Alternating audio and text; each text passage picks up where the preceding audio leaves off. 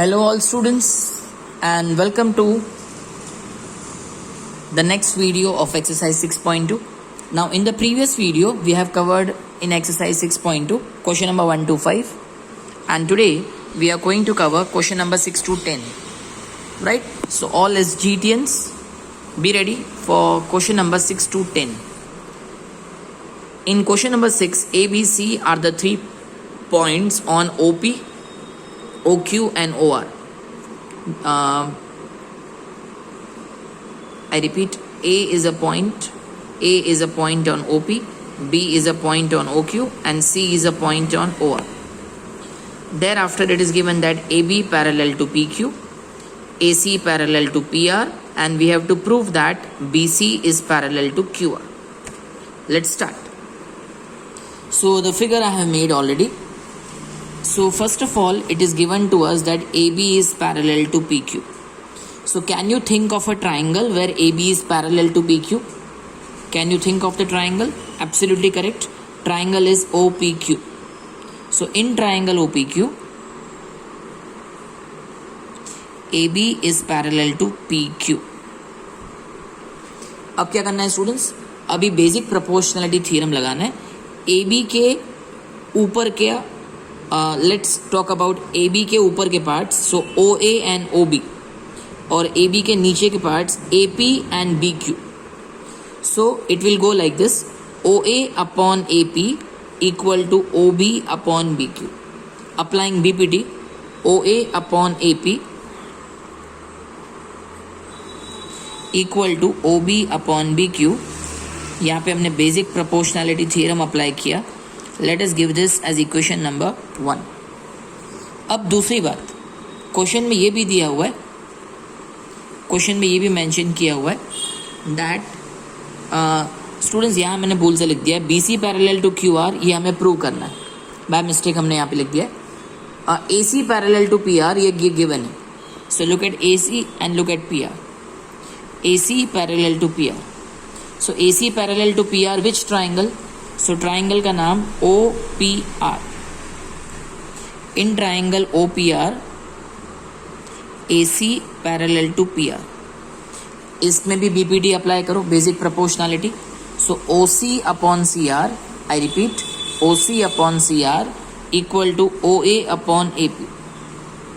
OC upon CR equal to OA upon AP. Bracket में BPT. Equation number 2. Is it clear? So from 1 and 2 आप check करो, OA upon AP, this is the common side in both the equations. This is the common ratio, I am sorry. So what is left with us? So from 1 and 2 we can say that OB upon BQ is equal to OC upon CR. Is it okay students? Now students, I request you कि इस ratio को ध्यान से देखिए, खास करके इनके numerators को देखिए, OB और OC. Have a look at OB and have a look at OC. OB और OC दोनों BC के अपर पार्ट में हैं, अपर हाफ प्लेन में है, OB and OC. Then BQ and CR, BQ and CR ये दोनों BC के लोअर हाफ प्लेन में. ठीक है, तो ये OB and BQ, this two are the parts of OQ and OC and CR they are the parts of OR. So OQ and OR ये दोनों किस ट्राइंगल में आते हैं? OQR. So in triangle OQR जो BC है ना, वो दो साइड्स को इक्वल रेशियो में डिवाइड करता है. ये जो BC है वो OQ और OR को इक्वल रेशियो में डिवाइड करता है. This is possible only when the lines are parallel and hence we prove that BC is parallel to QR. Because whenever the ratios are equal then the lines are parallel. So students, this is sum number 6. Confirm? Now let's come to sum number 7. Using theorem 6.1, theorem 6.1 मतलब BPT, prove that a line drawn through the midpoint of one side of triangle parallel to another side bisects the third side. So what does it mean? Prove that a line drawn through the midpoint of one side of the triangle.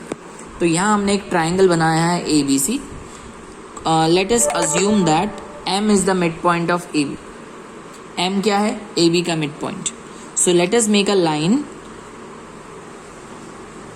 passing through the midpoint of one side parallel to other side. मतलब मान लो ये line का नाम MN है and MN is parallel to BC. और हमें ये prove करना है that MN bisects AC. It means MN divides AC into two equal parts. मतलब हमें प्रूव करना है AN और NC इक्वल है. Correct? So let's begin this sum. So see students, in triangle ABC, M is the midpoint of AB, MN parallel to BC given, और हमें prove करना है MN bisects AC. कैसे start करेंगे? सबसे पहले in triangle ABC let us apply the BPT because question में दिया हुआ है MN parallel to BC. So according to BPT AM upon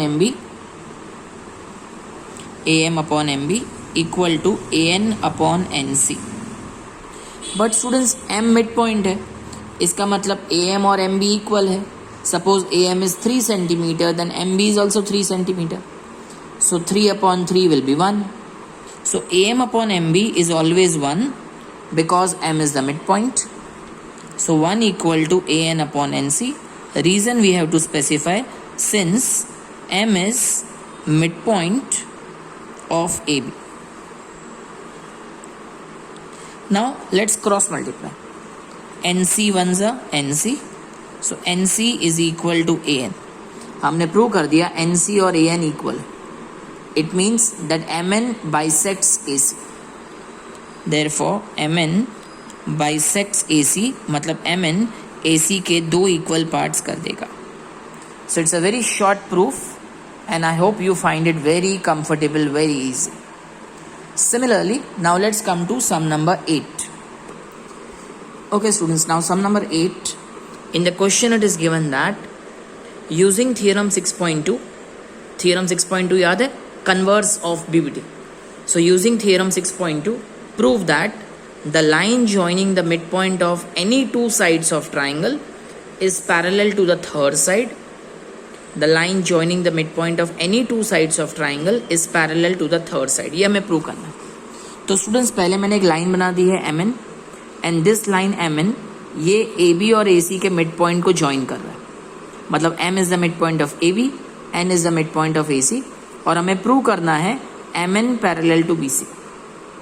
I repeat, we have to prove that MN is parallel to BC. Students is very simple. Let's begin. सबसे पहले M and N ये mid points of AB and AC.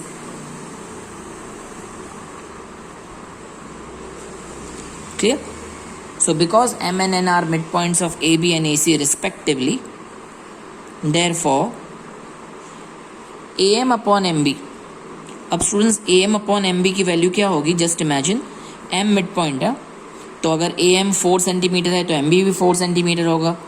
So 4 upon 4 that will be 1. 5 upon 5 will be 1. So AM upon MB is 1. In the same way, what will be AN upon NC? Correct? That will also be 1 because N is also the midpoint. So from this two, we can say that AM upon MB is equal to AN upon NC. So AM upon MB और AN upon NC दोनों का answer 1 है. So both are equal. अब students इसका मतलब ये हुआ कि MN AB और AC को इक्वल रेशियो में डिवाइड कर रहा है. मतलब AM upon MB equal to AN upon NC. और आपको पता है रेशियोज इक्वल है, इसका मतलब lines are parallel. Reason converse of BPT. So because of converse of basic proportionality theorem, whenever the ratios are equal, that means the lines are parallel. So again a very short one, sum number 8. I hope everything is clear. Now coming to sum number